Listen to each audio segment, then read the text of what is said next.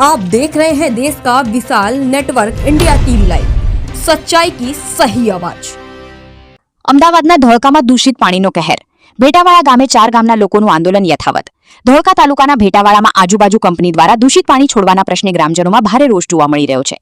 ભેટાવાળા ગામે 4 ગામના લોકો દ્વારા દૂષિત પાણીના પ્રશ્નને લઈને શરૂ કરાયેલું આંદોલન આજે ત્રીજા દિવસે પણ યથાવત છે। ગ્રામજનોનો આક્ષેપ છે કે દૂષિત પાણીના કારણે ખેતી, જમીન અને ગ્રામજનોના જીવન પર ગંભીર અસર થઈ રહી છે।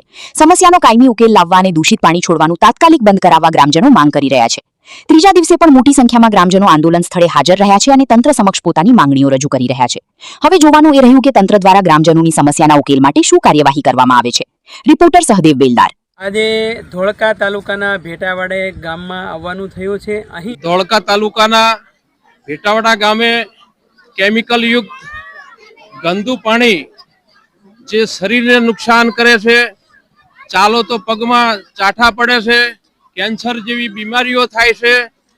21 લોકો કેન્સરથી મૃત્યુ પામ્યા છે।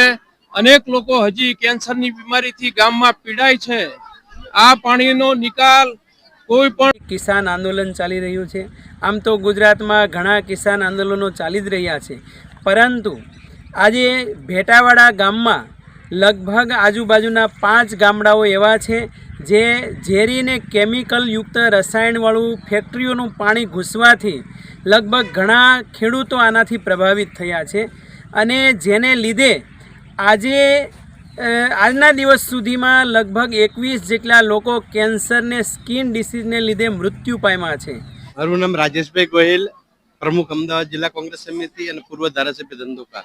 આજ રોજ ધોળકા તાલુકાના ભેટાવાડા ગામે ગંદા પાણીના જે કંઈ એમના ગામથી પસાર થાય છે એના આંદોલન ચાલી રહ્યું છે। ત્યારે અમે ધોળકાથી આવતા હતા, ધોળકાથી નીકળ્યા તો ગટરનું પાણી આવે છે, એની આગળ આવતા એક કંપનીનું પાણી આવે છે જે કેમિકલ યુક્ત પાણી, એટલે ગામ લોકોને સ્વાસ્થ્ય માટે ખૂબ જ આ હાનિકારક છે। ગામની અંદર ઓછામાં ઓછા 21 થી વધારે લોકો કેન્સરથી અવસાન પામ્યા છે। ત્યારે આ ગામ લોકો આ કેમિકલ યુક્ત પાણીથી ખેતીમાં પણ નુકસાન થઈ રહ્યું છે, સ્વાસ્થ્યને પણ નુકસાન થઈ રહ્યું છે। ત્યારે આ લોકોની માગણી એવી છે કે ગુજરાત પોલ્યુશન કંટ્રોલ બોર્ડ દ્વારા પણ આ પાણીનું ઓડિટ નથી થતું, નિયમ મુજબ છોડવામાં નથી આવતું। ત્યારે આ તમામ મુદ્દાને લઈ અને ગામ લોકો આજે એમનો જન આક્રોશ ઠાલવી। મારી વેદના એ છે કે અમારા ગામની અંદર સતત 15 વર્ષથી આ કેમિકલ યુક્ત પાણી આવે છે અને એ પાણીના લીધે મારા જ ઘરની અંદર મારા પપ્પા, મારા કાચી અને મારો એક ભાઈ જે કેન્સરના લીધે મૃત્યુ પામ્યા છે। જો મારી થઈ કેન્સર થયું, 2 લાખ રૂપિયા દવા કરાવી મૂકી પણ મૂક્યું પણ સારું થયું નહીં। દવા કરાવીને બધું ઘરમાં એમની મેં કાઢ્યું પણ તોય જીવ્યા નહીં અને મારા 2 છોકરાએ રજા, હું રચડી, મારું આખું ઘર પવિત્ર થઈ ગયું અને કેમિકલથી પાણી આવ્યું તો મારી વાડી પણ જતી રહી, ખેતર નહીં કઈ આવક રહેલું તો હું છોકરાને શું પેલું કરીને પૂર પર આવું એમ એને ભણાવવાના છે, હટાવવાના, મારે નહીં જોવાનું। મારું નામ સંગીતાબેન ગૌતમભાઈ।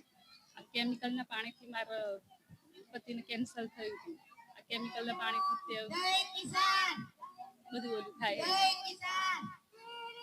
देश और प्रदेश की खबरों के लिए अभी सब्सक्राइब कीजिए इंडिया टीवी लाइव, साथ ही बेल आइकन को दबाना बिल्कुल ना भूलें, जिससे सबसे पहले खबर आप तक पहुंच सके।